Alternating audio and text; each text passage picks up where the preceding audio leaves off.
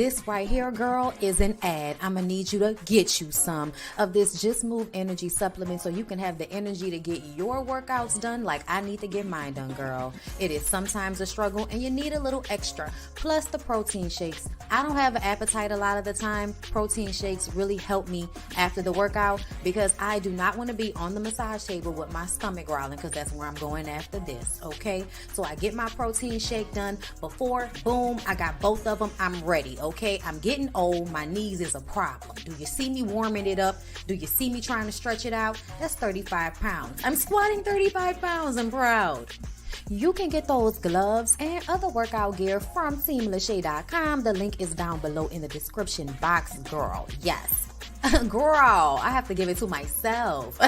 You look good, girl. You look good. Juvie. I just had to put him in here because he's cute. I'm on my way to the spa, girl. Piece of serenity. My homegirl does not want to be seen, but she does the best massages. I go to her at least once a week for this muscle situation, girl. And she also gave me this massage cream with CBD in it that really helps with my aches and my pain. So get you some. All of this.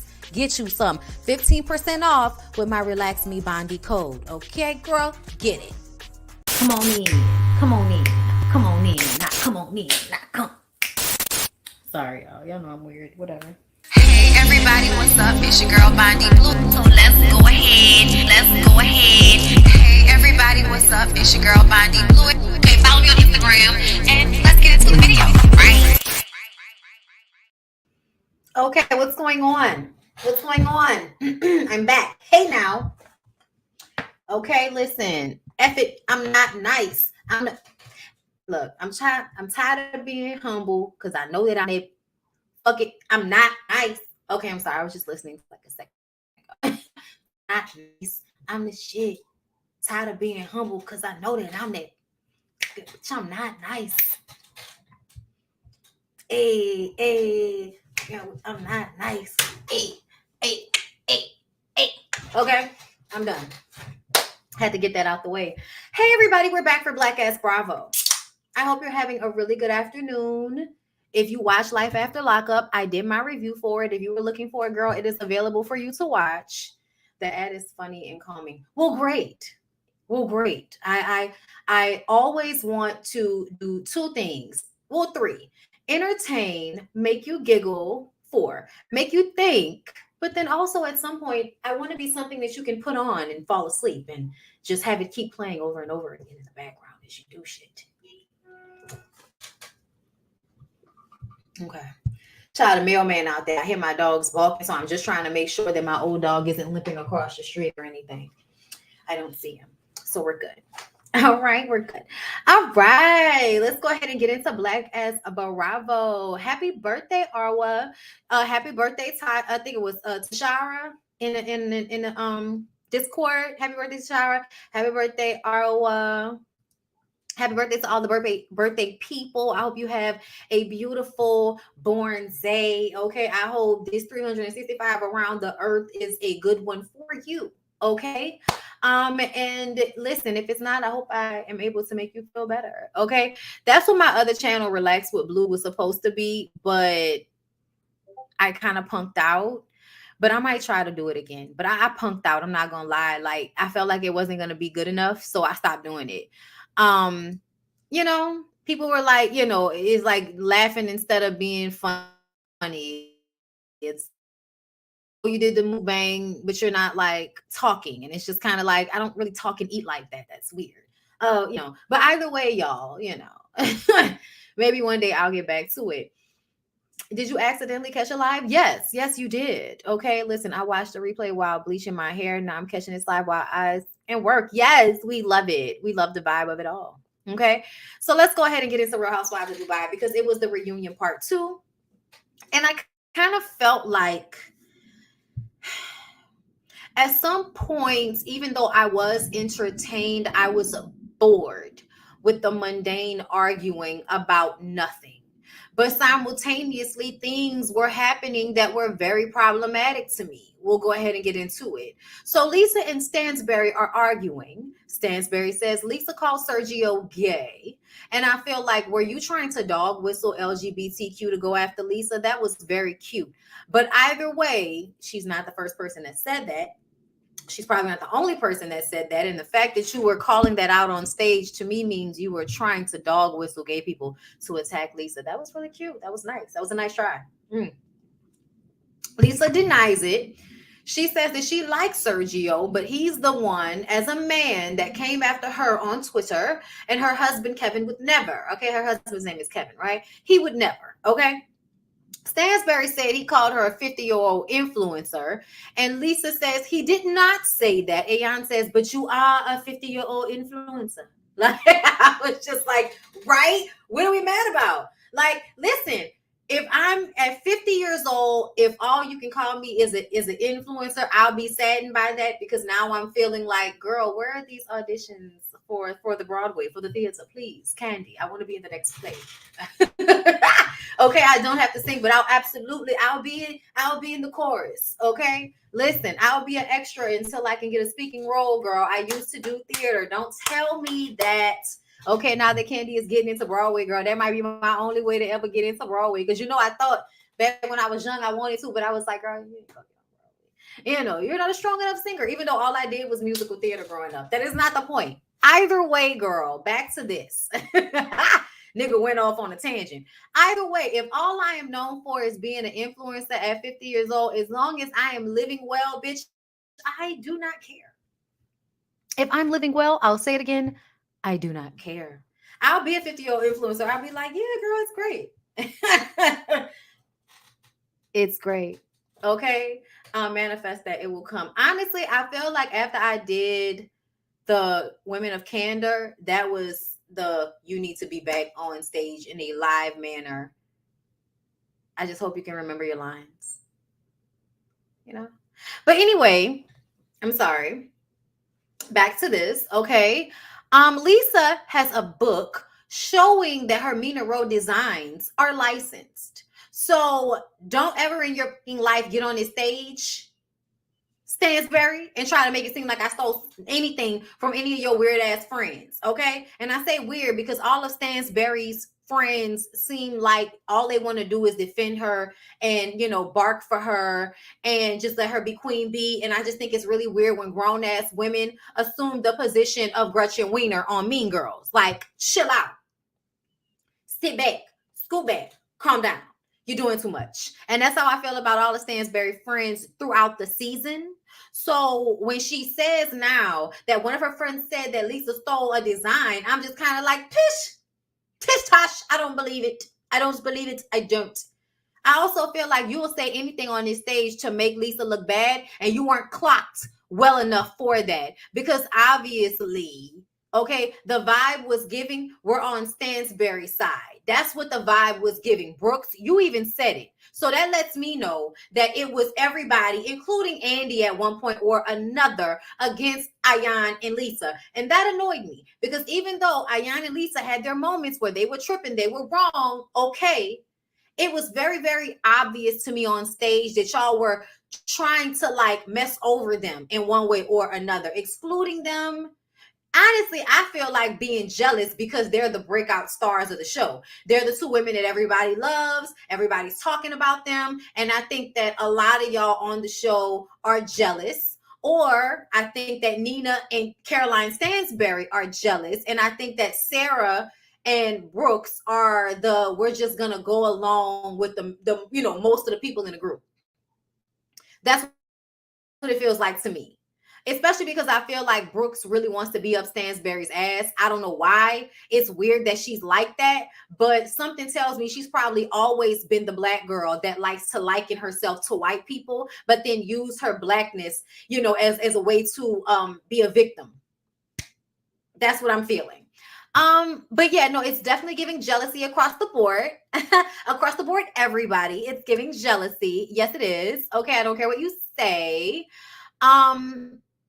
She tells Stansberry to worry about how she can't get a mortgage Because I feel like what Lisa was saying in this entire reunion, and it seems to have gone past Andy's mind or his understanding, was that Lisa felt like Stansbury was going around asking people information on her and trying to make it seem as if she could not afford to be a part of this group. Okay. The comments about her putting ice in her pool, the questioning what she did for a living, the coming up here trying to make it seem as if her business isn't doing well and that she stole something from your friend. Like, all of that was to make it seem as if Lisa isn't good enough. Ayan, okay, may not be good enough to be a part of this clique. They may not have enough money to be a part of this clique. And the only reason you didn't do it to Brooks is because Brooks is kissing and licking ass.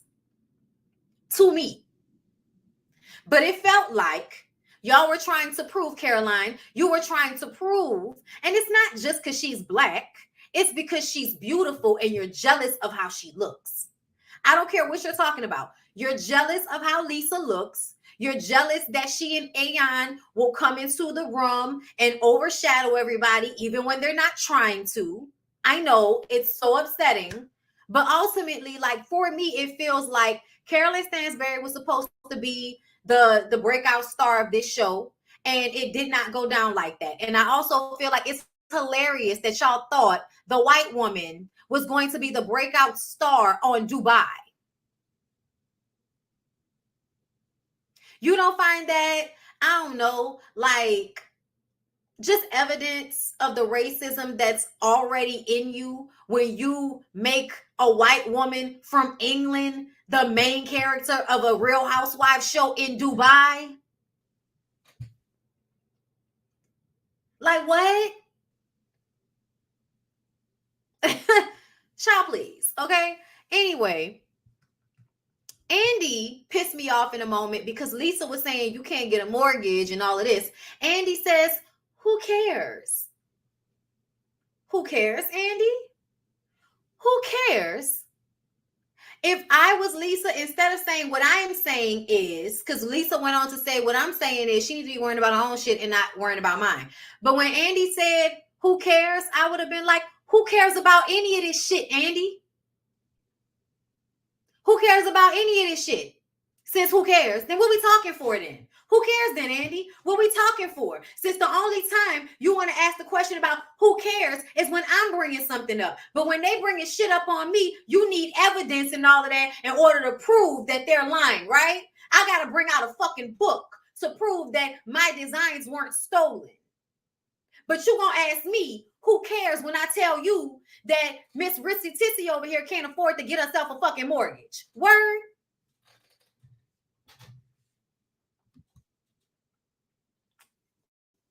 Yeah, Andy.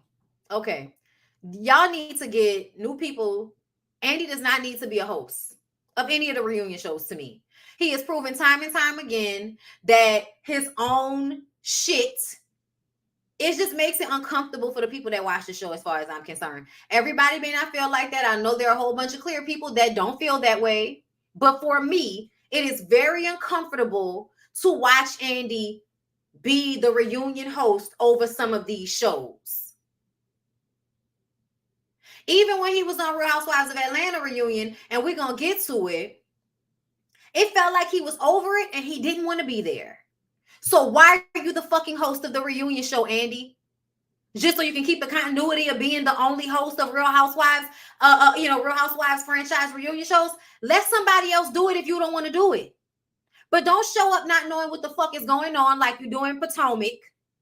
Don't show up with your I'm tired of this back and forth bullshit like you do with Atlanta. And now your obvious bias on Dubai. Hang it up.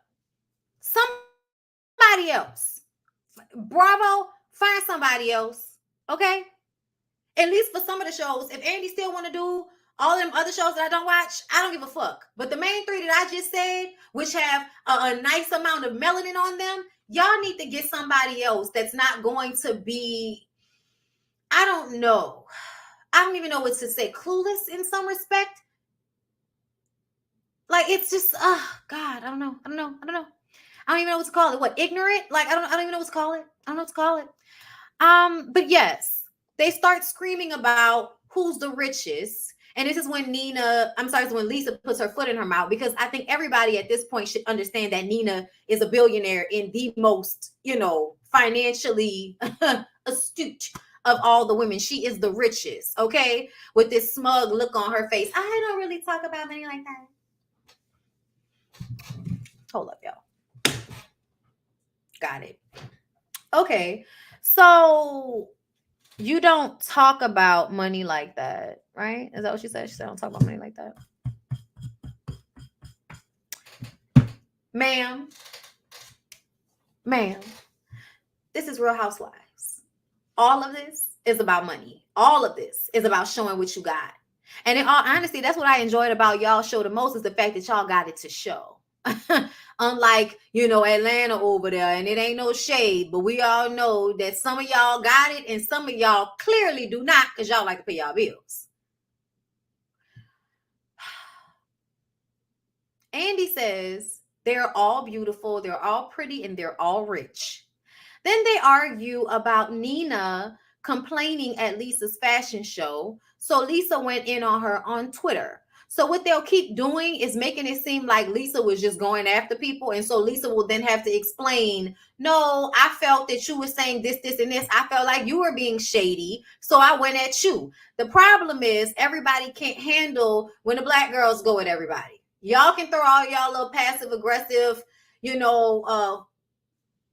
throw all y'all slugs that y'all throw. Y'all can make all the little comments and ask questions about who has what money and all of that, sniggling and giggling behind the scenes, like I know y'all probably do.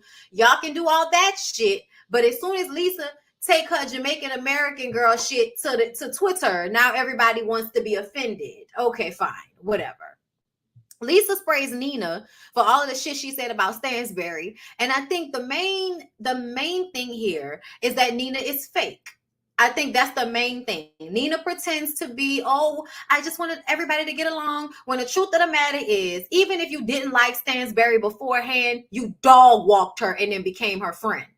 And even Stansbury was like, I didn't talk about her like that, but I understand we weren't getting along. I didn't like her. She didn't like me. We just don't understand why Lisa can't get past it. It's not that Lisa can't get past it. It's that Lisa probably viewed it as a red flag when it comes to being a friend. Because how are you going to talk about somebody that bad and then say, oh, well, I didn't really know her like that then? Then why were you talking about her that bad? Why were you trying so hard to get everybody to dislike her? And then when it happened that way, now you want to act like the people who don't like her are tripping, when you are the one that went around beforehand setting it up in that way. Nina got upset. You could tell. She was visibly upset. Nina mentioning her fruitcake business. She was hurt. Child, I don't know why you mentioning your fruitcake business when you're the richest person here. It don't even matter what you do. You still got more money than everybody. So, like I said, Nina is obviously upset that Lisa can't understand she changed her mind. Brooks and Ayan think they will be able to get past it, because we find out that Lisa and Nina have the longest relationship of all of the women, but apparently that doesn't mean shit, and we know that, okay? They said they'll go to lunch. They'll have a conversation. They'll get past it. This just tells us that there'll be another season of Real Housewives of Dubai, because these girls will be able to get over it and then live to argue another day. Everyone talks shit about each other. Nina says Lisa is the same. Like, she's the same. She hasn't, she's the same kind of mean girl bitch and all of that. Because they went, they went to lunch. They took a lunch. And everybody was talking shit about each other on the phone with their spouses or their friends or to each other in the back. And Nina was talking about how Lisa is the same. She hasn't changed. And I'm just kind of like, why does Lisa need to change? What's wrong with Lisa? What's wrong with Lisa? Why does Lisa need to change? You're the one that was going around talking shit about Caroline to everybody. And we just gonna keep glazing over that shit, right? That's the point. Y'all got people.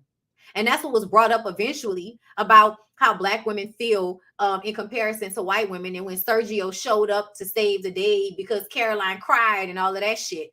I mean, there isn't even really much you could say about it. We know it is what it is. Like, we know that the white women or white adjacent will be able to be seen as victims in situations where they are the antagonizers. That is basically what is being said. What else?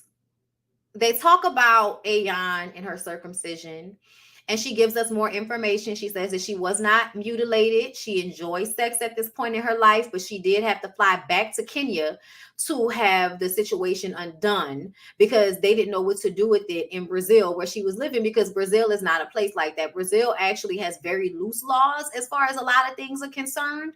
So they didn't even know what to do with that type of surgery. So her husband had to pay for her to fly back. And she was like, a lot of people don't have that type of support system.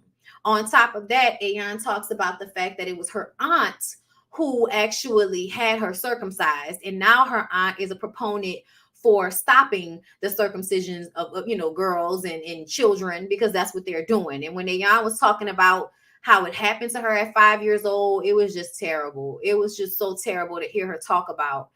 Ayan thanks Sarah for sending her to the hypnotist because that really helped her. And she apologized for any, bad blood between she and Sarah, because it meant a lot for her to be there for Sarah. And Sarah says, what a lot of people don't understand is that when you are in survival mode, you always think people are attacking you. And I feel like that's a testament to a lot of Black people. A lot of Black people, no matter what their living situations, mentally are in survival mode. And it is because, and that's another thing, this time that we're living in, the pandemic, all of the social unrest. I mean, y'all saw this law in Illinois that allows everybody to purge and all of this shit. Like, the drug people are doing crazy shit. The lady that hit her old man with a car and then got out the car and beat him up and killed another pedestrian. Like, there are so many people losing their damn minds right now. And that is because the overall energy is we're in survival mode. It is unstable. The states are unstable, which means the whole world in some respect is unstable. So everybody is now in survival mode in one way or another. Some people have the blessing to not be in that mode, but a lot of people are. And so when they are in that mode, they do think that people are attacking them. But see, for me, it still comes back to the system in which we live. You know what I'm saying? Like, if you don't have millions of dollars, how are you supposed to not be in survival mode? But the question for Ayan is, when do you get out of survival mode? When do you let it go? When do you stop seeing everyone as an adversary? And I feel like that's easier said than done for Black people. I think that's such a cute thing for Andy and Caroline Stansberry and Sarah and Nina to want to point out to Ayan about how she's constantly in survival mode. But at the same time, I have to ask, do y'all treat them the same way? Because it feels as if you put those girls on a defense in one way or another, unless they're licking the bottom of your boot. And because Caroline Brooks is licking the bottom of your boot, she may not get the same treatment as Ayan and Lisa, but it definitely felt to me as if y'all wanted to make them the odd girls, the out girls, the ones on the outside looking in. And I wonder why that was so easy for you to do, if not for the fact that they were the Black girls who you assume come from nothing. Like when Caroline Stansberry called Lisa a prostitute, and Lisa said, if I was a prostitute, this pussy, I would have been rich because this pussy is golden. Okay?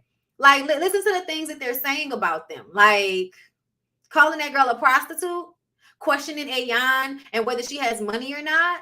Like, even though when they were at the dinner, when they took that trip, and Stansberry really wasn't saying that Ayan was dependent on her husband, she was saying that there's a difference between your husband investing in you and you making, money in your household versus a woman that is only, taking and not giving anything.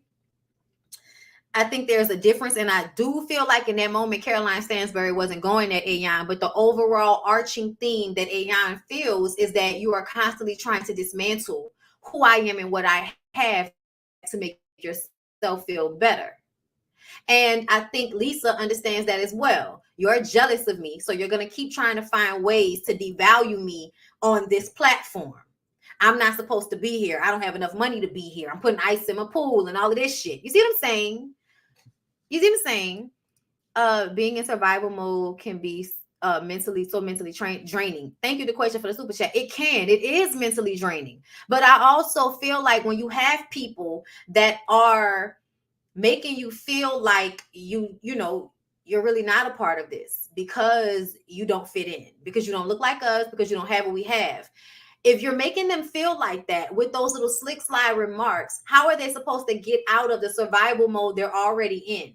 Like, we're acting like Ayan is always jumping the fence to feel attacked, but y'all say and do things at times to make her feel that way, and she just can't get past it because she's somebody that has a lot of trauma, that has had people in her life treat her terribly, no matter whether she knows them or not. So for her, you treat her that way once, she's going to always think and listen with ears of, you said this to me last time. You came at me like this last time. Sergio and his racist comments online.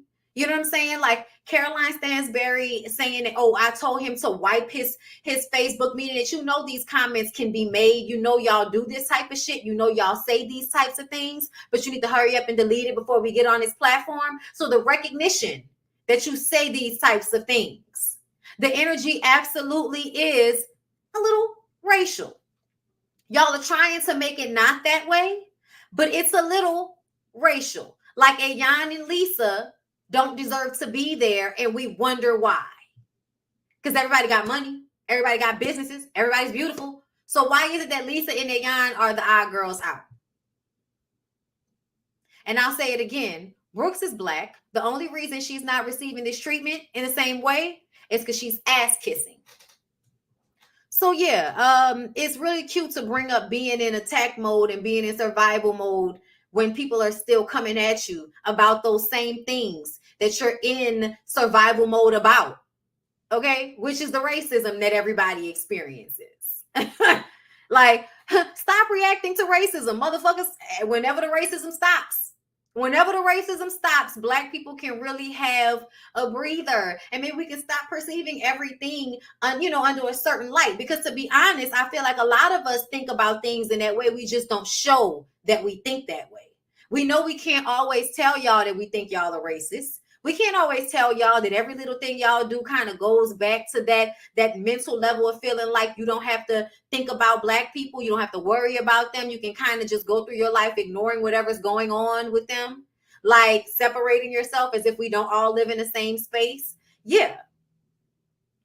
But we have to act like that's not happening, right? Because that's the cognitive dissonance. That's the brain fuck of it all, is to act like it's not happening. Which is why people can get their asses on public stages and say racism doesn't exist and the systems aren't racist. They can say all of that shit because everybody's going around acting like we don't see, hear, and feel the racism. And so they have to act like they're not feeling it, even though it's happening, because people are still thinking that way about them because they're Black. But yeah, Ayan's on its, on survival mode. Gotcha. So they discuss the kids. It's all cute and shit. Main thing, Stansberry would do things differently with a baby with Sergio. She wasn't as emotionally available as she wanted to be, and she feels as if she would be more, affectionate. Sarah, y'all, I'm sorry. I think I saw another net. Sorry. Sarah gets judged a lot for being a single mother in Dubai and, under the situation. But, when you have enough money to tell people to kiss your ass, that's what Sarah does. Sarah said, I'll get married over and over again as far as I'm concerned. Anybody gonna tell me what to do? Okay. Talk about how her baby, I hate when people do this. Why is Sarah saying that the father of her son is a good dad when he's around?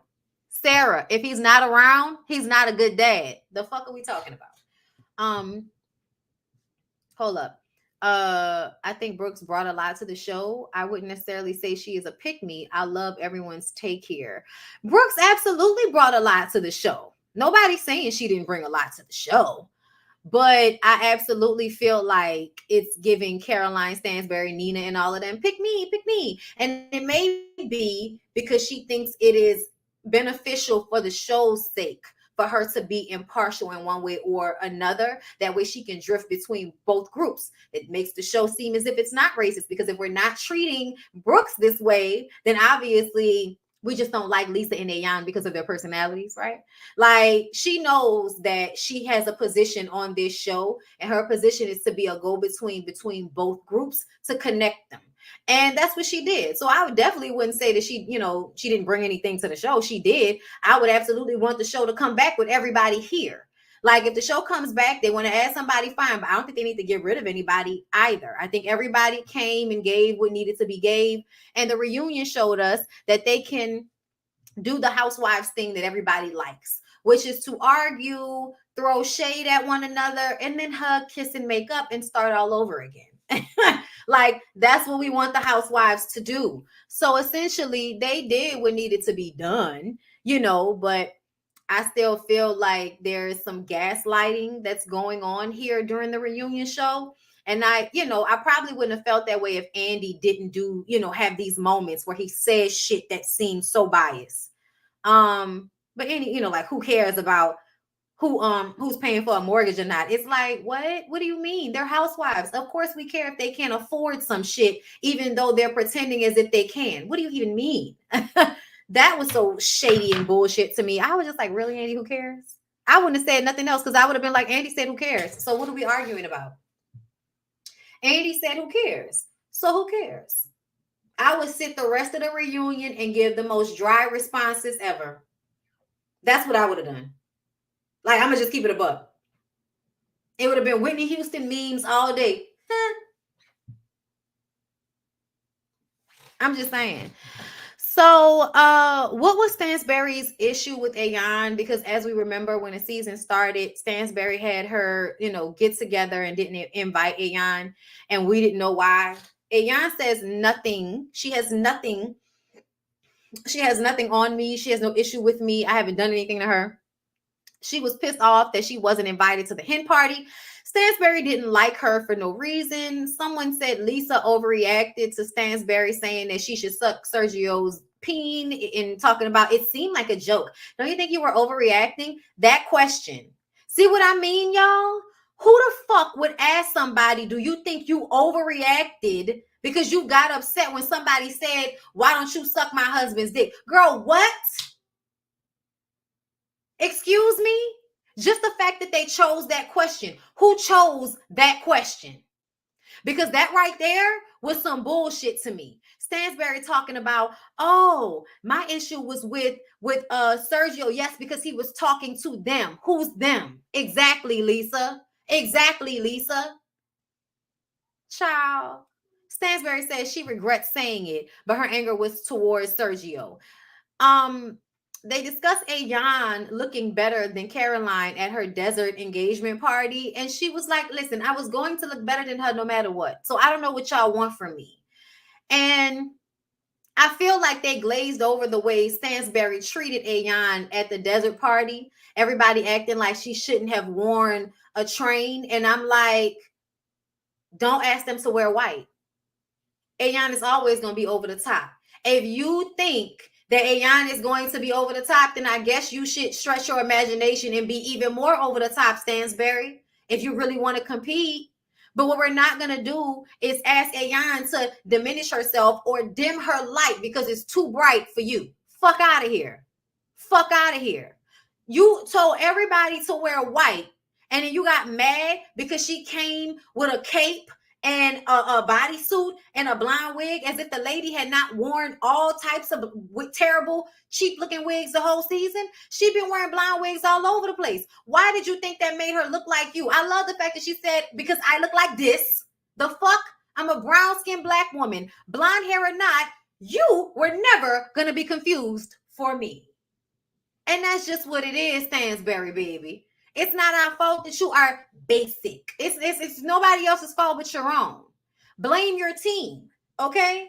But this whole moment where we wanted Ayan to feel bad about being fabulous, girl, get the fuck out of here. Get the fuck out of here. If that lady want to be over the top, that lady can be over the top. I don't understand where y'all come from with this shit. I'm this type of person. Okay, and I'm gonna just keep it above. I'm this type of person, bitch. You could come in whatever you want to come in. Okay, I radiate from under my motherfucking skin. Okay, it doesn't even matter. It doesn't even matter. You can have on whatever you want to have on. Okay, you can have on the train. You can have on the wig, bitch. We can have on the same damn outfit, and I bet you it ain't gonna give what I give because can't nobody give what I give. Understand? You feel me? And listen, as a woman, you don't always feel that way. But try to remember, especially when you're on a stage in front of people, that you are you and she's her. There are no comparisons. Nobody's getting us confused. So if she is extra, then you do your version of extra and be happy with it, bitch. Oh my God. Ayan says she tried with Caroline, but she would always go back to the negativity. And I feel like that's because they would make little comments. They'd act like, oh, it's all hunky-dory, but I really do think y'all would make little comments to Ayan. I think you tried to bully her at the wedding. All kind of shit. I think y'all do shit to make Ayan feel away. And then when Ayan starts acting a fool, everybody wants to act like they don't know how she got like that. Lisa says, stop trying to exclude us because you know you need us. And Stansberry was like, and see, that's what I'm talking about. Why do you always have to take a dig? It's like, bitch, it wasn't a dig. It was a fact. Meaning that if Lisa and Ayan wasn't on the show, it would have been dry as fuck. That's what she meant when she said it. It's not shade. It's a fact. Nobody would have really been into this show if Lisa and Ayan were not there. Duh. Like, look at y'all on the stage. Like, look at y'all on the stage right now. Like, come on. And everybody's beautiful. Don't get me wrong. Everybody plays their position. But Lisa and Ayan were the breakout stars, baby. It is what it is. For whatever reason. For whatever reason. Okay? Lisa doesn't understand the issue either, but she would like to move forward. Lisa says that, okay, I know I said that part. They go back and forth about who started the situation between Lisa and Stansberry, who took the first dig. Nobody cares. Essentially, I feel like Stansberry is jealous of Lisa. I think she's always been jealous. Like, I think she looks at her and thinks that she is gorgeous and beautiful. And she's rich and she's got her cute little, her husband and her beautiful kids. Like, Lisa is living. Like, Lisa's life is everything. Like, at the end of the day, like there's nothing to say bad as it pertains to Lisa. Okay. I'm just saying, like, on the outside looking in, ain't nothing bad you could say about Miss Lisa, girl. Not the wig, not the face, not the body, not the way she dressed, not the way she carries herself, not her business, not her husband, not her kids. You can't read Lisa on none of that shit. And I think Stansberry was trying to get information on Lisa because Lisa looked so good from the outside looking in. You were trying to get dirt on her all season and before the show started so that you could try to diminish her because you already were looking at her and feeling jealous. And yes, Ayan is a fucking model. She was always going to outshine you, honey. Like, that's just who she is. And I love when she said, I'm not humbling myself for nobody. Go to hell. I loved it. So they gave gifts, which I also thought was funny and cute and shady in one respect or another. The only gift that wasn't shady was, two gifts. Sarah's gift to Brooks was a trip to the Maldives. And I think that was the only, and Nina's gift to Sarah was a podcast kit. So Nina and Sarah were the only ones that didn't give shady gifts, okay? Stansberry gives Lisa a hand puppet to signify that her hand is up Ayan's ass. Ayan gave Stansberry a fire extinguisher so that they can extinguish the fire between the two of them, which I thought was funny, and cute. And that's how it's supposed to be done. It wasn't supposed to be that fucking shady. But either way, Lisa got Nina a book on how to be a friend. I was like, yeah, damn. Okay. I was here for it though, girl. Shade her down because I do feel like she shades you in private. Brooks got Ayan some Simply Lemonade in a Webster's Dictionary. Shady. Ayan takes Brooks' crown though. And then at the end, Andy took it and then Brooks was like, all right, give me my crown back. All right. Thank you. Y'all have a good day. So, oh Lord. I'm sorry, y'all. Hold up. Somebody's dog is loose and it's right up on my house. So y'all give me a second. I'll be right back.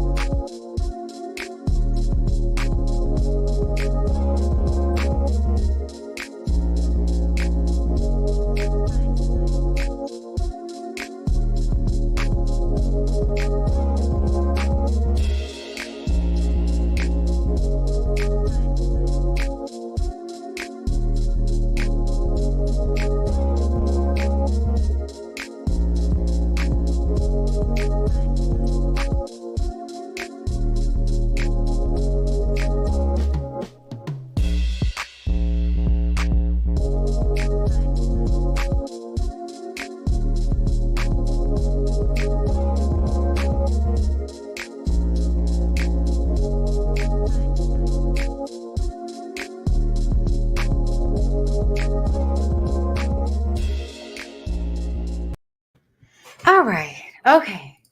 I know y'all want to complain about it, but I had to go and get my dogs. I saw that dog walking up on my property, and I know that the old man was going to act a fool. So I had to go and get him. Whew. All right. Thank you, Kavan, for the super chat. Next season, Leeson and Ayan need a spicy friend so they won't be alone against the collective. I agree. I agree. Whew. I ran. Okay, because somebody gonna complain about it. But anyway, go ahead, y'all. Like the video. Let's move on.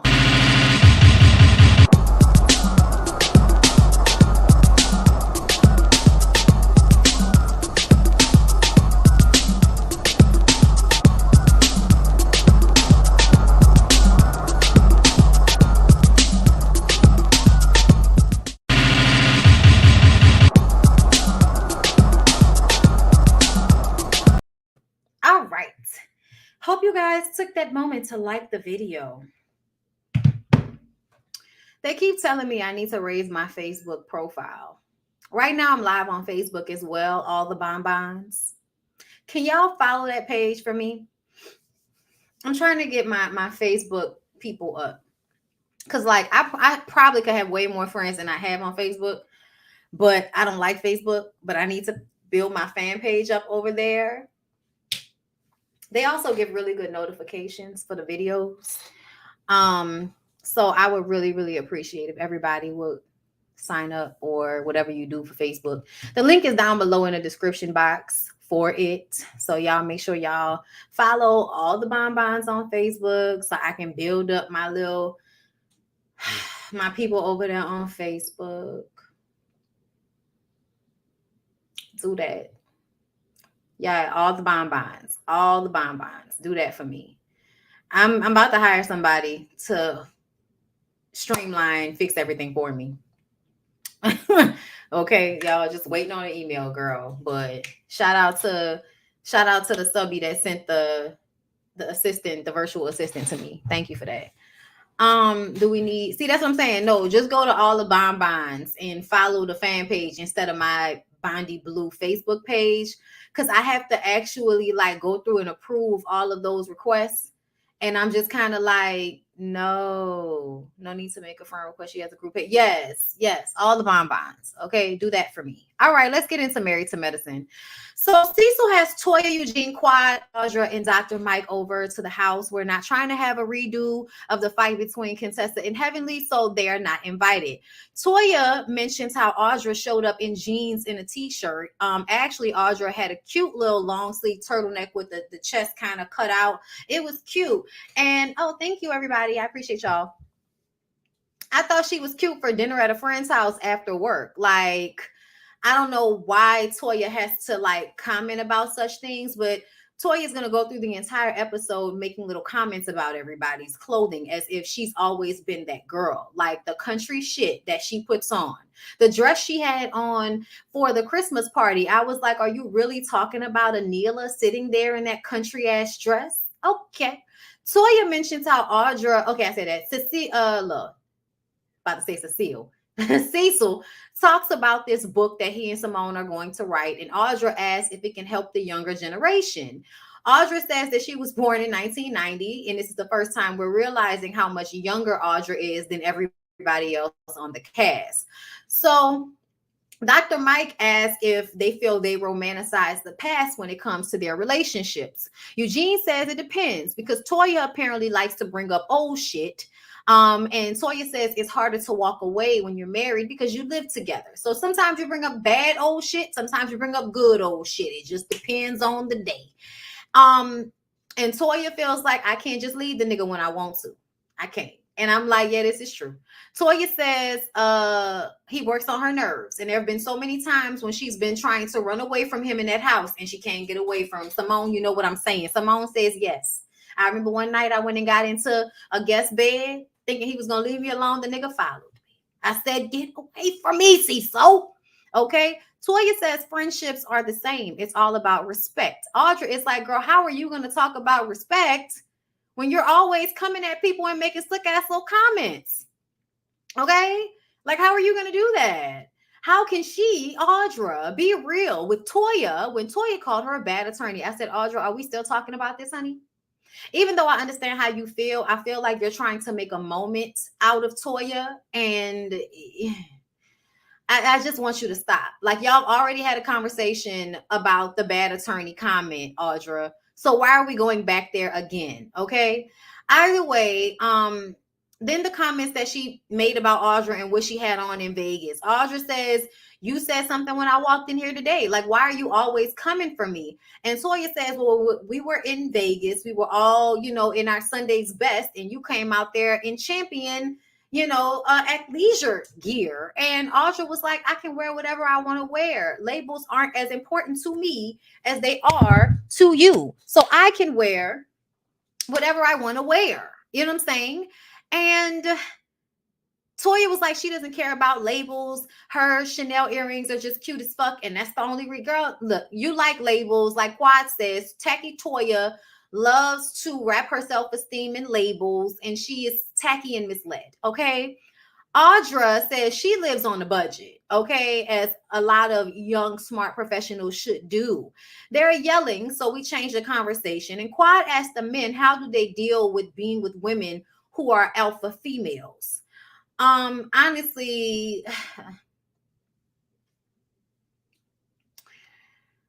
I don't know. I understand why we said it that way, but I'm just tired of these types of conversations at the end of the day. Like, nigga, why are we doing? Like, just let a bitch be, let it be, like, let people be. Like, why we gotta be trying to shift and change? So, anyway, because I feel like essentially the conversation about them being alpha women shows how the men have to be in some ways uncomfortable because their women have their own dreams and aspirations instead of being centered on the man's dreams and aspirations.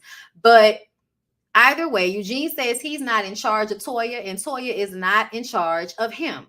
He likes that Toya is mouthy, but he doesn't like it when she, shoots that mouth off at him. So he has to learn how to deal with that. And I said that when I did my interview, my little review with Dr. Heavenly a couple of weeks ago. I said y'all are always defending Eugene. Let Eugene defend him fucking self. And the reason why he's not defending himself is because he likes the way Toya is. Okay? Just because he doesn't always enjoy when she's coming at him, it doesn't mean he doesn't like the person that she is. That's why he married her. So for everybody to always, take up arms in defense of Eugene, I just want everybody to lay down their capes because Eugene didn't ask to be saved.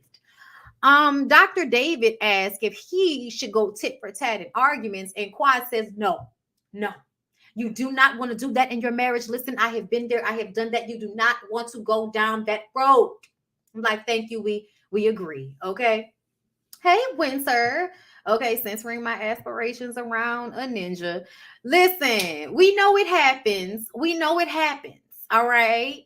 But we got to get out of it. We got to get out of it because those men are not centering their aspirations around us. And a lot of the times at the end of a 15, 20, 30-year situation, you look back and now you have regrets because you didn't live your life the way you wanted to live your life. You lived it for another person. And you can't live your life for another person because it is only you inside of this body. Do you hear me? All right, then. So Anila and her family enjoy Christmas as a cultural tradition and not a religious one. Anila's mom is working on her nerves. She's regretting the decision to bring her parents in to help with the kids. It's like, girl, we already knew. We already knew it was going to be like that. Quad is having this beautiful Christmas housewarming party. Y'all, Quad's house is everything. It's beautiful. I love it. And she did it all by herself. Okay. All by herself. Okay. The house is beautiful. The front door was gorgeous. Toya gave Quad a diva t-shirt. She was like, oh, I am divorced. Okay. Well, she says, I am independent. I am vivacious. I am amazing. Okay. I am awesome. I am all of those things. I'm what you want to be, huh, Toya? And I was just like, child, Quad in these damn confessionals. She know how to put 20 on 10. It's definitely giving rehearsed. Okay. And then, child, this rumor. So Anila brought Zaina to the housewarming party. Zaina used to be friends with Toya. Apparently, they are no longer friends. Toya is acting as if she doesn't even know her. Heavenly whispers to Dr. Jackie, over mic, not on camera, over mic, that Zaina is the woman who is putting it out there that Toya is sleeping with one of the men in the neighborhood. So yeah, honestly, y'all, I low-key believe it. You ain't heard that from me. But I kind of low-key believe it a little bit. And I believe it because of how upset Toya got once they brought it up to her. But we'll get to that in a minute. So Quad stands on the balcony above her pool. Okay, she had, girl, when I saw those s'mores, me and Contessa were the same person. S'mores? I love s'mores. It's the best party ever. Oh my God, I love s'mores. Heavenly asked Audra if she and Toya made up after the conversation at Simone and Cecil's. Quad tries to have a moment with her childhood friend Bianca, and then Toya, usurps that situation. Oh, me and my best friend did the same thing. Nobody's talking to you. Audra takes this moment to go in on Toya after being concerned about everyone else's shit. So Audra pulls out her calculator. She's going to break it down for us. Here's the thing, Audra. Here's the thing, girl. Let me tell you. Even though we appreciated you putting this business out there, because we did need to understand the legalities and the financials of the situation, because Lord knows Toya and Eugene, I can't stand when people act like they're not broke or they're not having financial issues, but they've moved to a new house every season, it seemed like. Like, obviously something's going on here and y'all are acting like it's nothing. And then, telling us shit like you made $1 million when you sold your house, all for you to move to another house in the same neighborhood. Like, it's all weird. And then on top of that, you lied about why you moved in the first place. Toya, don't do that. So I do understand. And we did want to know. But the moment it seemed like you needed to, y'all new girls rush it. That's what I think. I think the new girls have no concept of the way the season is going to be edited together. So they jump the gun on making themselves an adversary. They jumped the gun on having a big moment. It's the same thing I think Sanya did with Drew. You jumped the gun on having the big moment, and now everybody's looking at you low-key as the girl who cried wolf, or the girl that's putting 20 on 10 and need to sit her ass down and relax because it's not that deep. That's kind of how I felt a little bit. It was a little embarrassing for both of them for her to put the information out there. But she basically said that Toya did not make $1 million. She only made $625,000 off of selling her house. And then, because I think she bought it for 1.1, sold it for 2.9. They had 7 liens in Fulton County. Heavenly was like, isn't there a real estate HIPAA law for this shit? I said, no, sweetheart. It is all public knowledge. Okay, you can go and type it up and ask. And you know this, Heavenly. You know this, okay? Child, I don't know why. You the one that can't stand Toya. Why the fuck you ain't been brought up these numbers? You could have looked this shit up, haven't you? Audra went and used her real estate license number to get this information. Okay.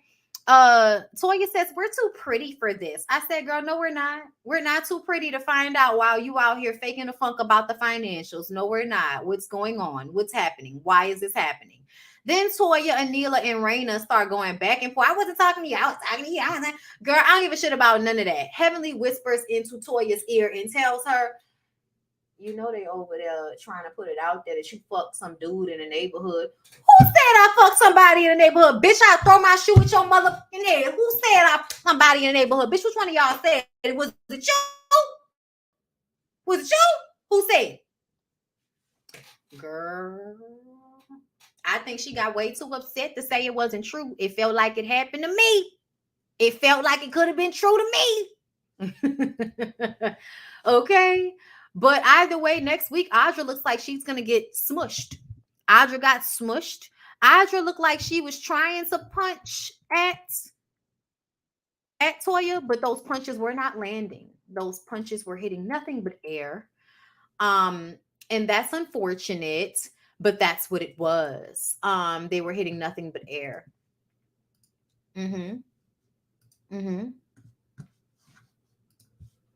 Yeah. All right. So next week, we'll see. Okay. Next week we'll see. No, everybody got quiet. Simone got upset. And I was like, Simone, if you don't calm the fuck down, And the reason why I say that is because y'all can say whatever y'all want to say, make all y'all little slick comments, but then as soon as somebody come after y'all friend, now you want to get all upset and shit. Like Toya isn't constantly making her little slick remarks about everybody all the time. And Audra sprays her ass, and now you're all upset. Girl, calm down. Calm down, girl. That's how I felt about Simone. Okay.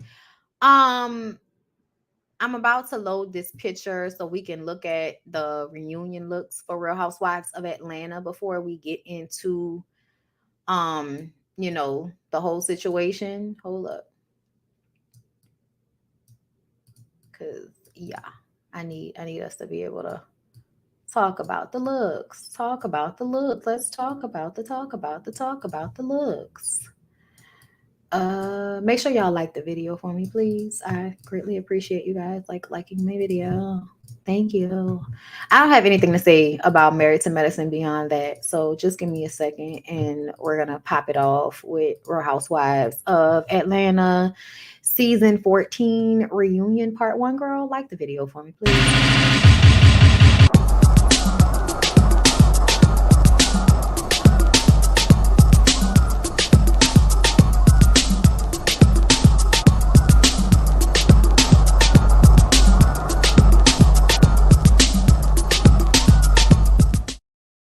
Thank you, T. Ronnie, for the super chat. Contessa's face was priceless at the 7 leans. Child, that's how you know it's the truth. Okay. Toya's friend was something else. Oh, yeah, the one that was trying to fight. I saw Toya's friend trying to fight somebody, and it was like, why are you bringing somebody that don't know how to verbally argue, girl? Okay. Sonya is not. I don't know. Who said Sonya not coming back? Who said Sonya not coming back? Who said that? Girl, I don't know. I hope she come back. She made everybody annoyed enough for her to come back. BondyBlue, they signed an agreement not to press charges because these fights, no one is pressing charges. They probably do now. Ever since the Monique and them situation. Probably now. They put it in a contract that if you sign on, you can't be filing that type of shit. No one got contracts yet. Okay. Heavenly said the friend hit Anila. Really? Toya's friend hit Anila, and then Toya hit or smush Audra. Oh, she has violent friends. Friends are violent. Gosh. I feel like it must be going through something if that's the energy that she's on at this big age. To be out here fighting people, and having your friends come to fight people. Like, this is not that show. This is not that show. Well, honestly, it is. Toya always getting in fights on this show. So I guess it is. I thought we were better than that. I guess not. So let's go ahead and get into the looks for Real Housewives of Atlanta. Make sure y'all like the video. Let folks know that we are on live right now. Okay. Right now. Okay. So. All right, so I feel like as far as looks are concerned, we're going to start with my favorite to least, okay? Hold up, I have to sneeze. Carmita punched Anila and pushed her down. Anila got bucked with Carmita. Oh, Lord. I'm sad about it. Toya been hanging with Yandy. Oh gosh. Who do you want to come back for Real Housewives of Atlanta? Honestly, I don't know. I don't want Sheree back. She's the only one that I don't want back at all because I feel like she don't have nothing going on and she's boring. And she's faking fraud. She's faking fraud.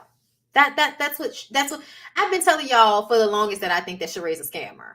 I told y'all I think, it's giving,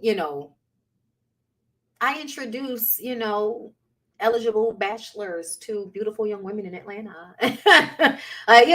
I introduce them. You know what I'm saying? That's what it's always been giving. But either way, I'm going to go ahead and say, I think at first I felt like Kandi was first, but now that I'm looking at this picture of them all together instead of separate, I'm going to say that Drew is number 1. Kandi is number 2. Kenya is number 3. Sheree is number 4. Sonya is number 5. Marlo is number 6. Okay. And I'm gonna explain why. First of all, Drew looks amazing, and I just think her dress is very beautiful.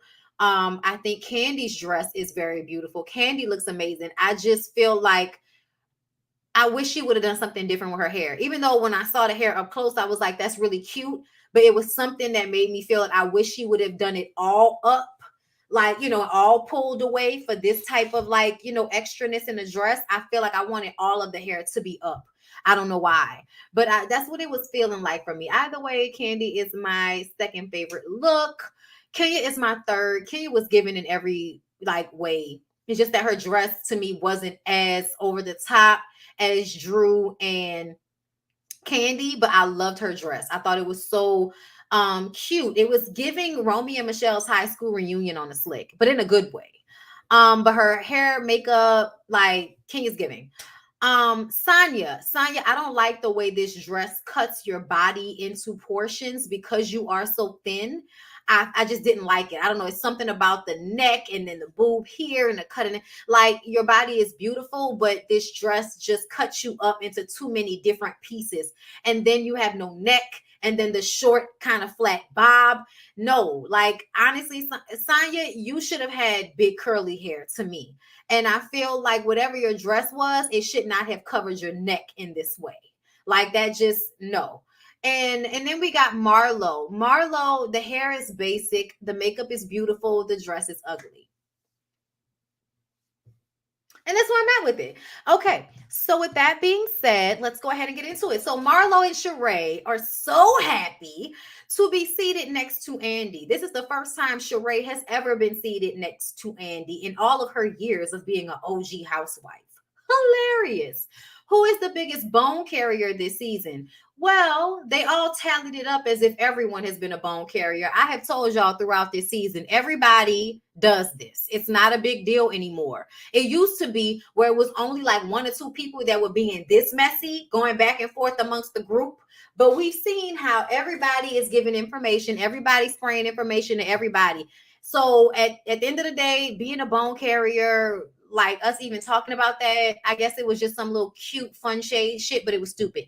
Kandi says Drew is the biggest bone carrier because she actually pulled bones out of her bag. And I'm just kind of like, still cute, stupid. Sonia doesn't want the bone carrier in training label. And you're not the bone carrier in training. Like, you're not. You're the villain. Okay? You're the protagonist in training. Okay? Drew and Sheree have a back and forth about Fatum being a chihuahua. Drew's reads often can sometimes fall flat, as if nobody understands them, as if they don't make any sense. There are no laughs, just silence and birds chirping. Sheree, did you want Fatum to do your dirty work for you by putting it out there that Ralph was possibly into men? Sheree says, no, I got that information from Anthony, Drew's assistant, and I didn't think that it was true. So no, I did not want for Fatum to tell anyone that. And I'm like, then why did you tell Fatum that?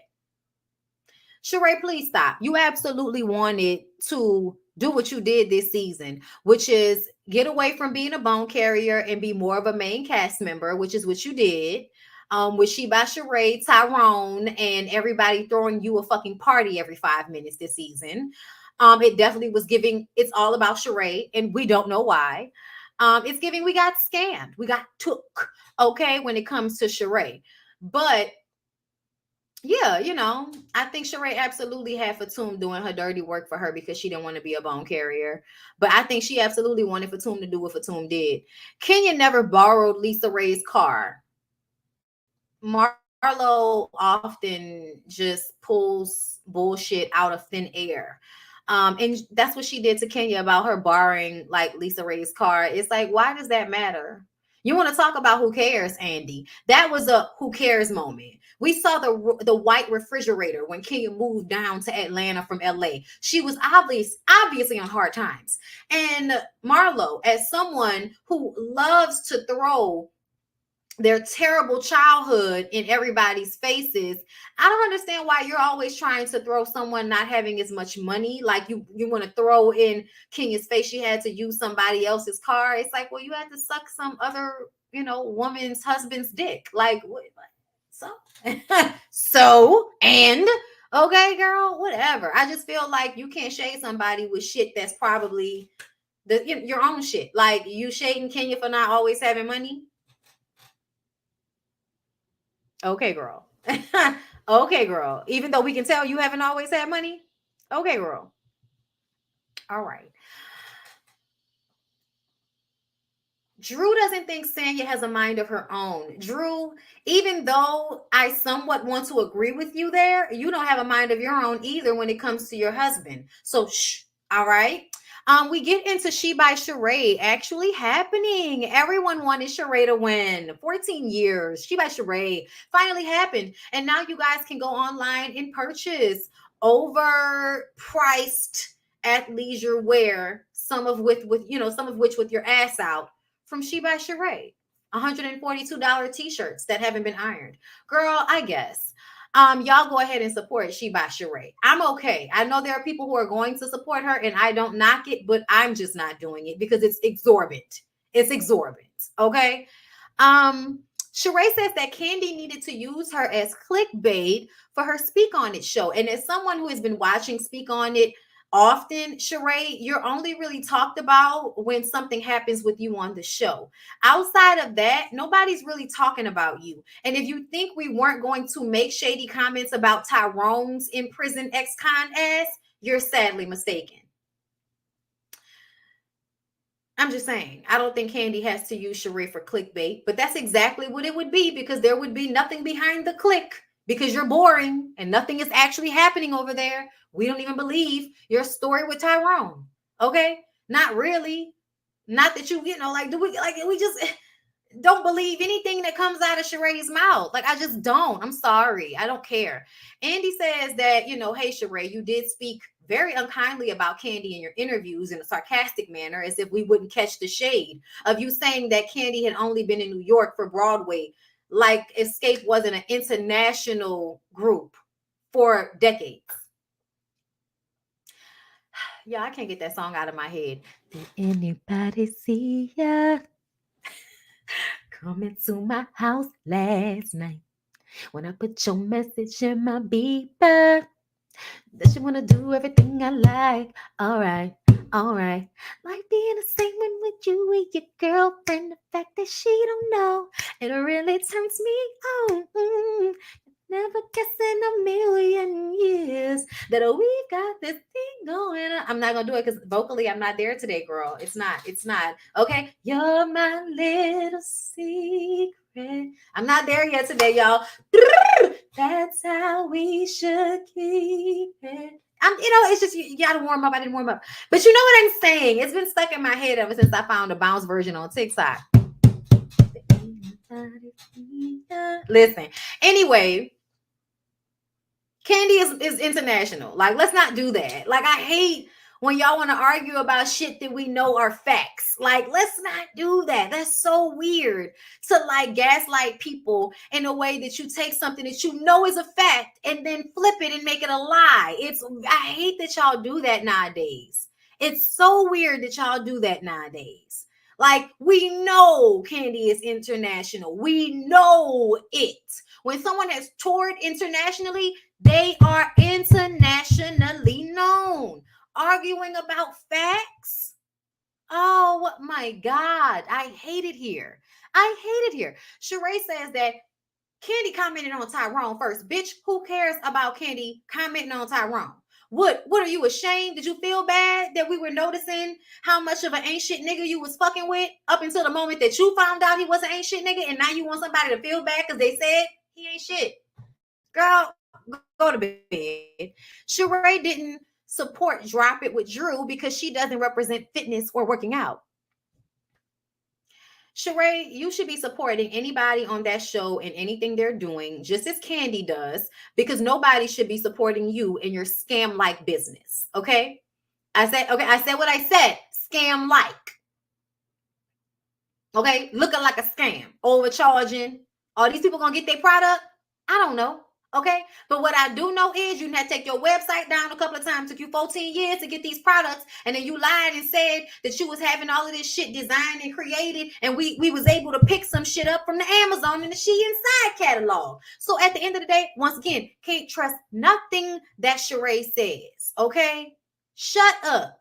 I believe Drew situation. Like I would have dropped it with Drew before I spent $142 on a wrinkled t-shirt, bitch. Okay, but fine. You don't want to support her. You don't have to support her. But I also feel like I'm glad that I hope I did not see She by Sheree on Drew's page. Because I did see when the website went back up, everybody was posting about She by Sheree. And that prompted us on Ooh Ladies First to ask Kandi why she continues to do things like that for people like Sheree. And she says because she wants people to always support her, so she always supports other people just as a rule of thumb, which I understand. I totally do. But Kandi, sometimes I wish you would just kind of like stop fooling with people in a certain capacity once they show you how they really are. But I think Kandi chalks it up to whatever we got to do to make the show entertaining. So if they feel like they got to come at me to make the show entertaining, then I'll charge it to the game in some respect. Okay, that's what I feel like. Unless you kind of, try to come at her on some other shit, as long as it's this bullshit on the show, I think Kandi can be in her mind like that's what they're doing for the show. But for me, I'm just kind of like, girl, when I tell you Sheree will get that Whitney Houston meme from me,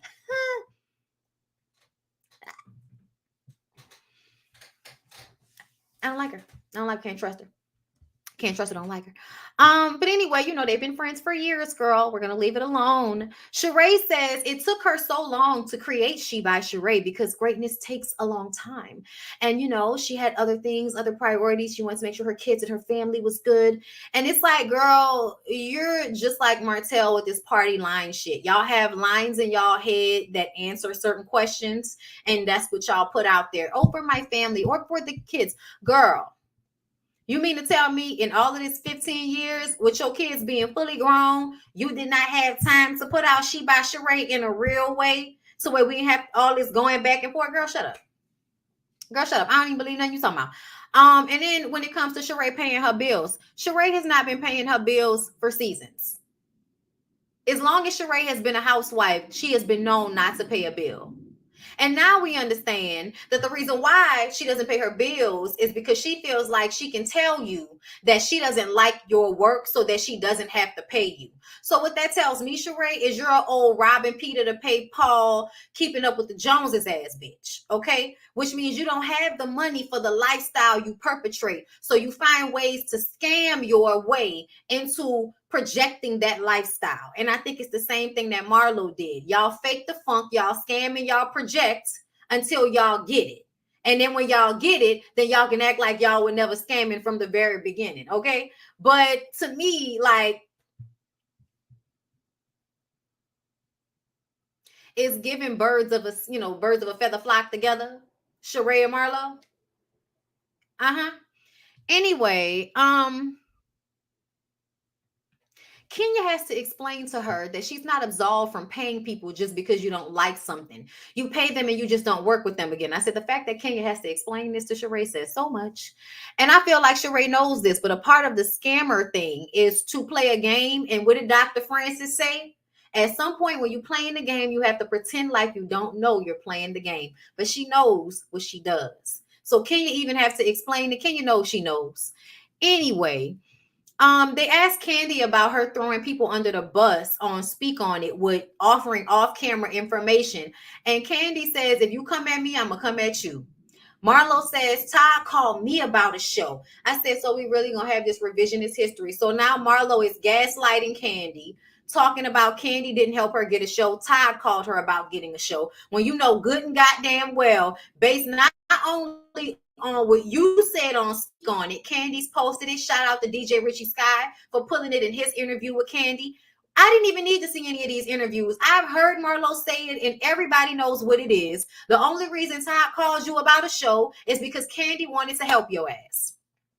Kandi wanted to help you. That's why you got the show. And you didn't want it because you thought it would be better for you to wait out for Real Housewives. Probably something Nene's ass told you. Okay? Either way, Marlo says, why would I ask you? You don't produce. Kandi, like, what are you talking about? She doesn't produce. Kandi has produced all of the shows that she's had on Bravo. And all of them have been the most successful spinoffs from housewife shows in history, with the exemption of Lisa Vanderpump, right? Whatever the fuck, I don't watch that, but she's like the only one whose shit has been more successful than anybody else. Lisa Vanderpump House Rules, whatever the fuck. Y'all know I don't watch it, so I don't know. But outside of that, all of Kandi's shows that she would have were the most successful, and Kandi produced all of those shows. So for you to even say that, you know that's a lie. Once again, we know it's a lie, but Marlo is going to say it as if it's not a lie, and it is the most insane thing to me.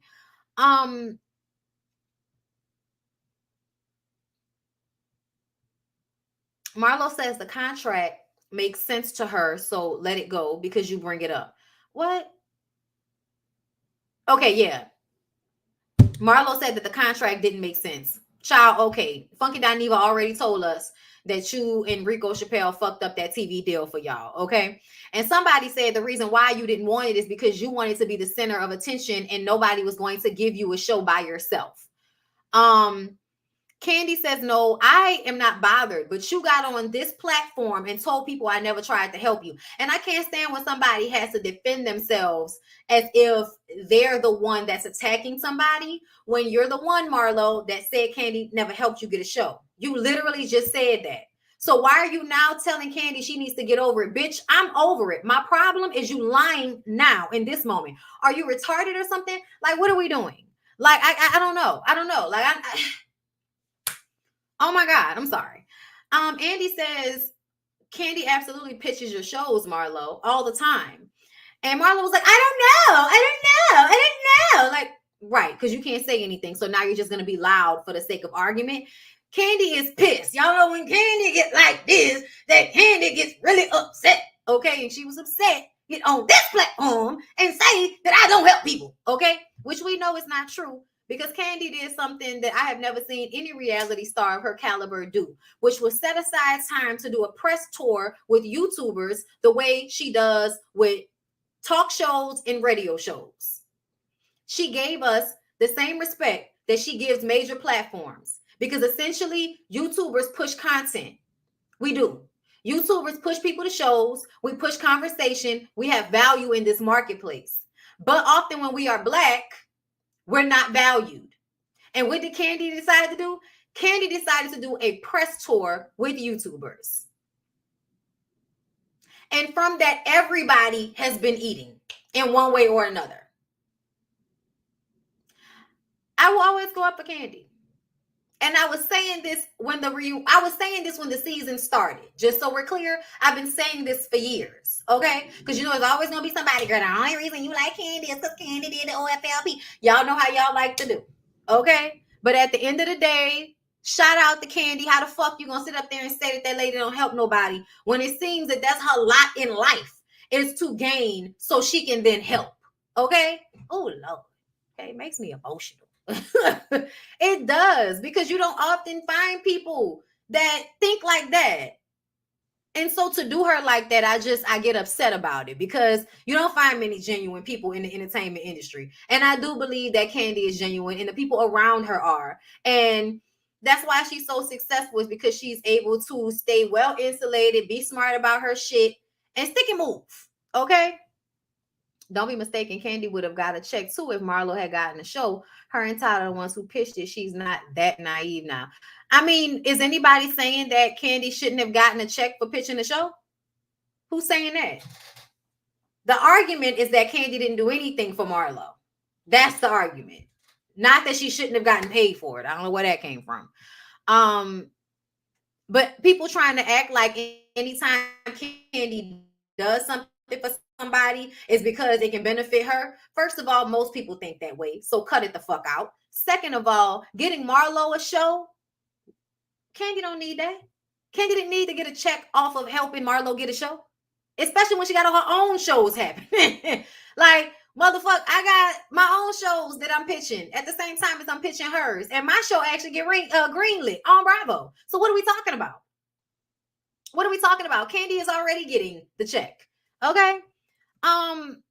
Sheree says this is her segment. So can we get back to her? I said, Sheree, shut up. Sheree did get Tyrone's dick when he got out of prison. She tried to act like the dick wasn't good, but she was acting like the dick was good.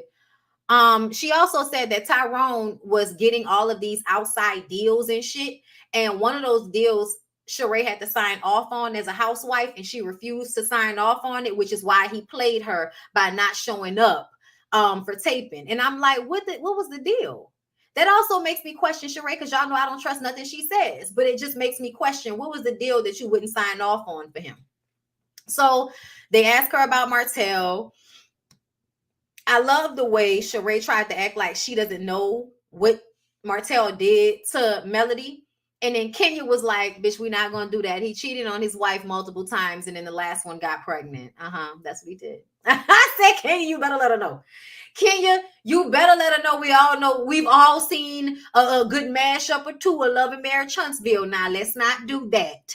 Okay? Because she showing the fuck was about to act like she didn't know anything about what he did until Kenya said it. And then she says she wouldn't have ever messed with him based off of what she saw on the show. I said that quick. You went from denying knowing what he did to now in the next breath saying that based off of how you saw him on the show, you wouldn't have wanted to be with him, but meeting him in person, you see him in a different light. Girl, shut up. There were a lot of moments where Kenya was just like, you know, smiling and kind of throwing shit out there slightly. And I was just like, it's giving unbothered at the same time. Bitch, you ain't about to front and front me. That's what it was giving. But she's such a liar. Like, Sheree's such a liar. And she's absolutely building her storyline for next season. And her and Martell are really fucking, probably. Okay, based off they're probably really fucking. So yeah, it's definitely giving storyline next season. And Martell is given excited to possibly be on Bravo because he think he can then become bigger than Melody by having a fake relationship with Sheree. And it's fake because y'all entered into the relationship on the basis for it providing this type of storyline for the both of you. But I imagine that that's his plan, to use Sheree to try to compete with Mel in some respect. Now you want to be in reality TV. First it was real estate. Then you wanted to have the cookbook. Then you had the calendar. Then you had the wine. And now you're fucking with other reality stars so that you can do cross promotion and up your profile in reality TV and in entertainment. Really, Martell?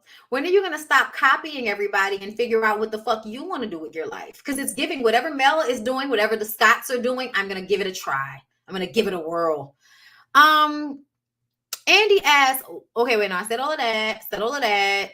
He's very nice. He's manipulative, Sheree. You ignore red flags. Everybody ignores red flags. Not like you do.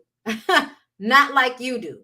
What happened between Sonia and Drew? Drew says she doesn't know what she did to Sonia. Sonia says that Drew milked the situation. Sonia says Drew lied. She did talk to her off camera. Ralph and her makeup lady were there. Sonia was putting 20 on 10 talking about, don't lie, Drew. God, Ralph, and I know that I had already came and talked to you. I was like, then Sonia, why did you sit there and let Drew make it seem as if y'all had never had a conversation? I don't know what's going on right now between Sonia and Drew, whether they had the conversation or not. But Sonia, you still tried to hang Drew out to dry. You were still shitting on Drew for her behavior towards other people, but then you befriend Sheree and Marlo. Marlo, who called you a bitch in front of your mama. Marlo, that has treated Kandi and Kenya like shit just for shits and giggles, talk terribly about them. But Sonia, you don't have any issue with that. You don't have any issue with the way Marlo is, but you automatically want to remove yourself from your friendship with Drew because of Drew's mess with everybody. Because every time y'all got in a scene, Drew was arguing with somebody, so you was like, I don't want to be friends with her. What was Marlo doing? Girl, Sonia, please, okay? Sonia doesn't care that Marlo called her a clout chaser. Of course you don't. She said she wasn't clout chasing because she asked Drew first, and Drew doesn't have as many followers as all of the rest of the ladies do. But she was the person that you were using to, help facilitate you entering the group. So you would invite her because of that. But okay, Sonya. Drew is going to have to stop acting. Drew is never going to stop acting. Drew is following in Kenya's footsteps in viewing reality TV as another form of acting for actors. You just have to be willing to share a lot of your personal life, which is not any different from the way celebrities have to live nowadays. They do interviews and people ask them about their personal lives instead of asking them about the work that they do.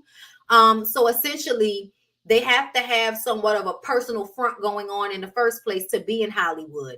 What I want to say is that, Drew, you don't have to downplay Sonya and say all we know her for is running. You don't have to do that, okay? Just like, because I feel like both of y'all were lying. I think that it was funny for Sonya to call Drew mediocre, because essentially I feel like if anybody has ever worked in entertainment and tried to become an actor, try to do the things that Drew has done in her career, you would know that she may not be A-list, but she damn sure ain't mediocre, because somebody that would have got to the place that Drew has gotten in her career would not be considered mediocre. Mediocre people don't ever become recognizable. Drew has been recognizable for more than a decade now.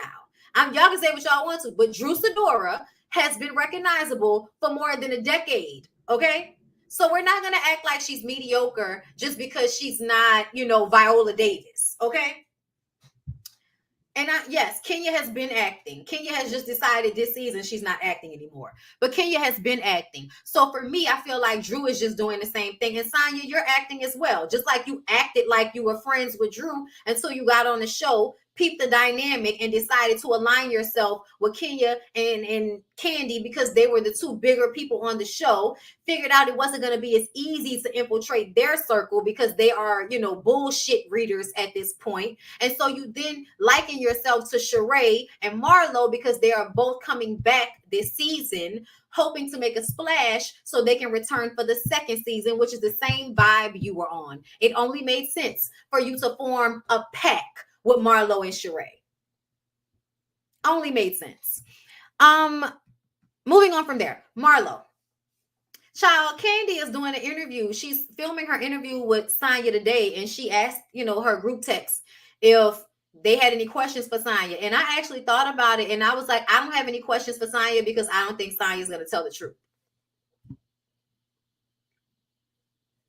But I can't wait to see the interview. Marlo gets emotional about her mom because now we take this time to talk to Marlo about her upbringing. She goes back to her same old ways, talking about her mom, Marlo's mom. She said she came, they had a really good visit. Her mom goes back to being, walking around the streets looking for drugs or whatever the fuck Marlo's mom does when she's not on camera. Marlo says that she would love to have her mom like she's always by herself. This is the moment where she's trying to win an Emmy. She's trying to invoke sympathy from everybody. And I think it's so funny that you wish you had a mother like Mama Joyce and you just finished throwing Mama Joyce in Kandi's face a few days ago. Marlo ran away at 10 years old because she was being beat badly by her mother. Marlo talks about being sent from house to house, constantly coming home and finding out that she's being sent here or sent there for whatever reason.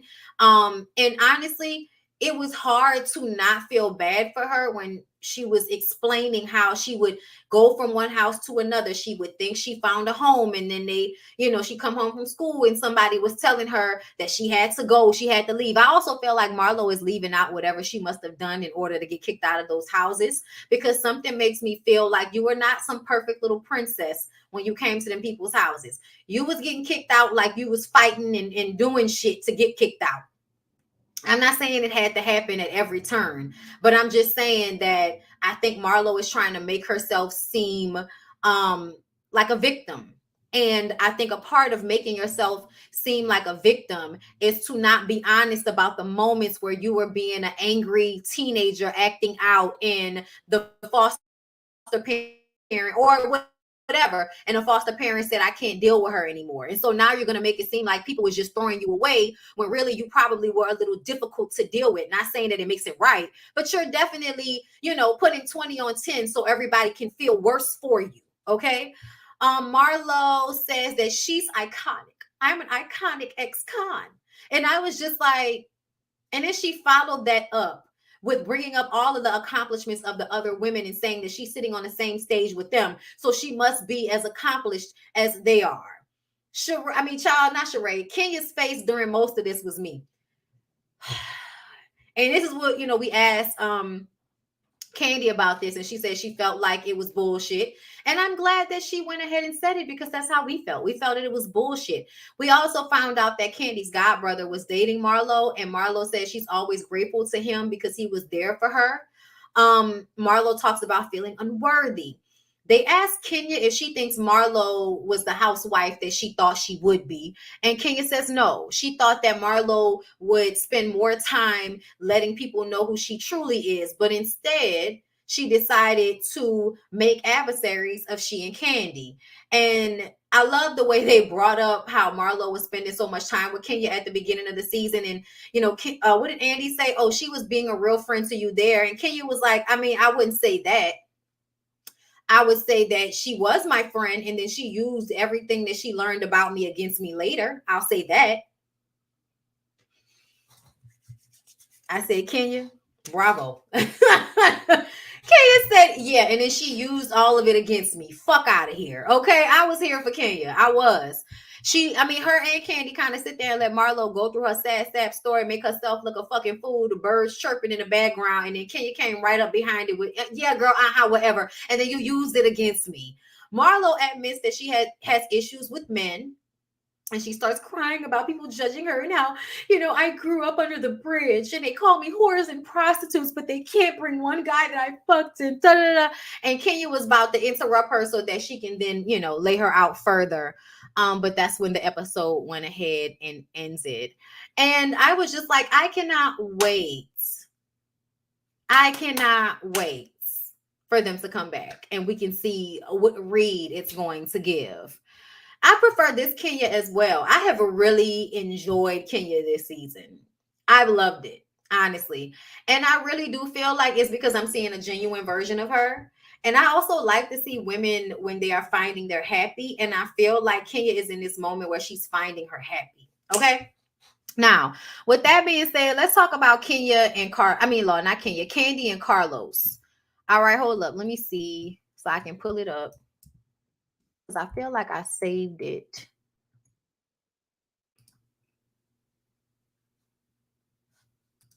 Make sure y'all like the video, please. Okay. I'm definitely gonna have to do another BondyBlue show tomorrow. Cause child, and it's gonna be a little bit of a BondyBlue show because we're gonna hop because this story kind of branched out. I'm trying to find the first clip. Because I thought that I saved it. I thought I did. Hold up.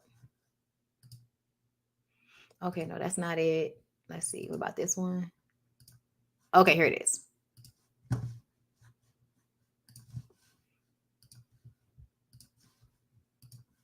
People think that you and Carlos King have a beef, including me, because then you went on to the speak on it and somebody asked you about Carlos and you were like, we're not cool. He is the one who stole my group's life story and sold it to TV One. And for that, I just can't get past it. I was talking to a friend. I was like, hey, we should do like a movie about, our group's life or whatever. It was a director that Todd and I were speaking, and they was like, somebody's already doing it.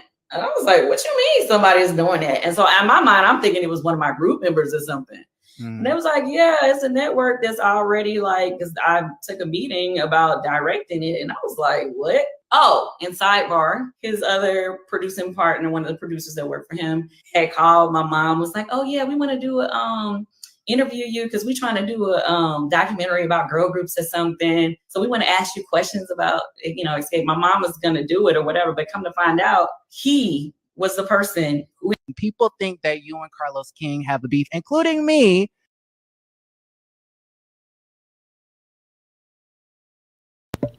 Okay, y'all, hold up. I'm trying. Can y'all hear me? Yeah, y'all can hear me. Okay. Let me see if I can find like the full clip, because I feel like the full clip shows when Kandi was about to start crying and stuff. Okay, hold up. Oh, how's Aaron on? Okay, hold up. Alexander. Yeah, because I know Alex posted it. People think that you and Carlos King have a beef, including me, because then you went on to the speak on it and somebody asked you about I think Carlos, this is the whole clip, like, y'all. We're not cool. He is the one who stole my group's life story and sold it to TV1. And for that, I just can't get past it. I was talking to a friend. I was like, hey, we should do like a movie about, our group's life or whatever. It was a director that Todd and I were speaking, and they was like, somebody's already doing it. And I was like, what you mean somebody's doing it? And so in my mind, I'm thinking it was one of my group members or something.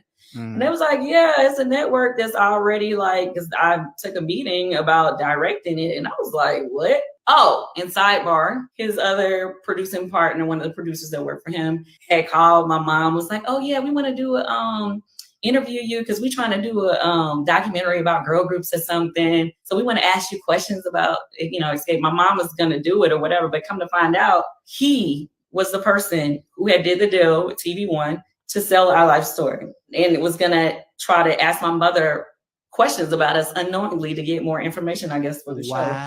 So anyway, I just thought that was the lowest thing that anybody could ever do. When you're a public figure, they can do unauthorized stories about you. Never once, all them years we have been around each other, he had never once told me that he was trying to do a movie about us and to be able and to go behind my back and to do that. And that's our life story. Right. I was like, I can't fuck with him ever again. Shout out the house of Aaron, okay, for getting that tea. So understandably so, Kandi was upset.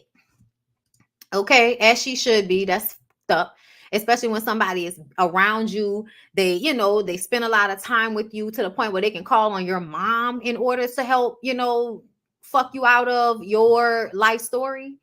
But Carlos responded with every elevation is demonic agitation. You are on track. Don't get distracted. Raindrop. People think that you and Carlos. And listen, I think this is shady as fuck.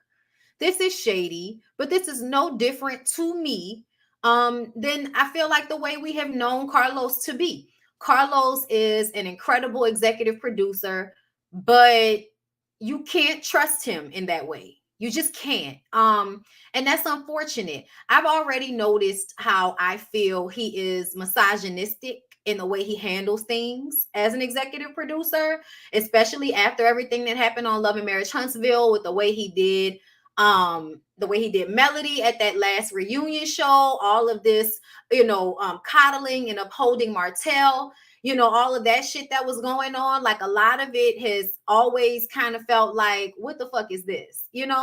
And also I had noticed that before Carlos and everything popped off the way it did, you knew who I was enough to at me about your shows. But then when the shows took off, we can't get you to respond and we can't get you for interviews and stuff like that.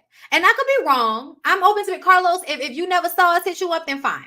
But it would feel to me how you would promote certain people and ignore others when at the beginning you was hitting up everybody for them to support your projects. And I'll never lie, I make a whole bunch of good money off Love and Marriage Huntsville, baby, and Love and Marriage DC and Encore and all of the other shows that Carlos has brought. Okay, so he's great at that, but ultimately it always gives agents of chaos in one way or another. I don't know. Just feels, I don't know, feels dark. And I think it's weird when people use, always with a fucking church quote when somebody is calling you to the carpet directly. We're not going to get a conversation on the podcast about it. And then from there, where is it at? Memphis. People think that Memphis decided to piggyback off this situation. He said that's pretty fucked up. He's also the one that told K Michelle to tell people I hit her before. All the ratings, Kay told me, my brother, right? Way to go, Los. And I'm just kind of like, Memphis, please shut up. Okay? Please shut up, Memphis. Do you know why? Because you did what they said you did. Y'all went to court and you lost, and Kimberly won. So why are you still trying to act like what happened didn't happen? Please don't piggyback off of Kandi's back and use this as a way to try to make it seem like you're not the abusive man that you are. I wonder what Kandi felt about this, because I know Kandi knows Memphis because Kandi and Toya are very close. Y'all remember Toya Wright? Okay. What's Toya's last name now, y'all? I forgot. Toya Johnson? Is it back to Toya Johnson? You were aggressive with Toya on Marriage Boot Camp. You told a lot to us on Marriage Boot Camp about what you probably did in private based off of, first of all, Toya, is it Rush now? She married to old dude now? Is Toya Rush now? Okay. So Toya was on Marriage Boot Camp with him. And Toya is the most monotone, calm-ass person, okay, for the most part, which is crazy. From a New Orleans girl, Toya is calm as shit. And a lot of the times on Marriage Boot Camp, I felt like she was trying to not have confrontation with him. So all right, whatever, you tripping. All right, whatever. You know what I'm saying? She'll hit him with that. And then he'll be all in her face, acting crazy, screaming and hollering. So to me, I feel like Memphis, and he's also been on Iyanla Fix My Life, and we found out things about him on that show. Enough about Memphis to know that you probably did what they said you did. Most of you are violent. Most of y'all, if prompted, can act the fool and put y'all hands on people and all of that. So for you to sit up here and now use this situation to bring this shit up again, please stop. And I'm so glad K Michelle did not respond, because essentially we all know you did that shit. Because y'all went to court, you lost, she won. And then we saw the evidence of the same type of violent, aggressive behavior towards somebody that's not as antagonistic as K Michelle can be, which was Toya. And y'all still ended up getting a divorce and her moving on to a way more mild-mannered man. Says a lot to me. Throwing salad bowls at her. Child. And you want me to believe that you didn't do what Kay said you did all those years ago when you were a younger man and she was a younger woman and y'all were both probably volatile? Stop it. Hey, Cynthia. Cynthia been in my lives all day today, girl. You know, I appreciate you. Thank you. Because, girl, I'll be over there yours too. Okay? Why is he verified still? Child, because once you get verified, they have no reason to take it back. Okay? But yeah, y'all, I was just looking at him like, boy, if you don't go sit your stupid ass down somewhere with this. Oh my God. Anyway, as y'all can see, I have saved many things. So we will definitely have another BondyBlue show probably tomorrow. I still have to do Black Ink Crew and Love and Hip Hop. I actually might come back to y'all later today for that, because y'all know there is no Ooh Ladies First today. We are off today. We put up a schedule on all of our channels and on our Instagram, Ooh Ladies First, for the schedule for this month, and we will be doing that moving forward. Our plan is to only do 3 shows a month and have 1 week off, or 1 week where we do like a special show or something like that, or a week we can focus on our interviews. So yeah, we are reaching out to people. Y'all know who I reached out to, and I would be surprised if she hit me back, but I really hope that she does, because I really want to interview her. Candace from Real Housewives of Potomac. Real Housewives of Potomac is coming up, and I want to interview Candace, and I really hope that we can get her. Wendy, for sure. I really want to interview her. I really want to interview Karen. But the first person that's on my list, I want to interview Candace. So I'm hoping that we get a chance to do that. And also, also fingers crossed for Tammy. I know I hit Tammy up through DMs, but I'm probably going to have to send an email to her people in order to get that happening, but I'm working on that too. So yes, no Ooh Ladies First panel tonight. So I actually might be able to come to y'all tonight for Ratchet Reality. All right. So y'all just let me figure that out. But I love you guys. Like, comment, subscribe if you have not already. I appreciate everybody for coming through. Don't forget, follow my website, BondyBlueShow.com. For when these lives disappear, they will always be available on my website. And follow me on Facebook, all the bonbons. I'm trying to build my Facebook presence up. So now I have a fan page over there. Follow the fan page, people. Thank you so much. Y'all have a good rest of y'all day. Bye.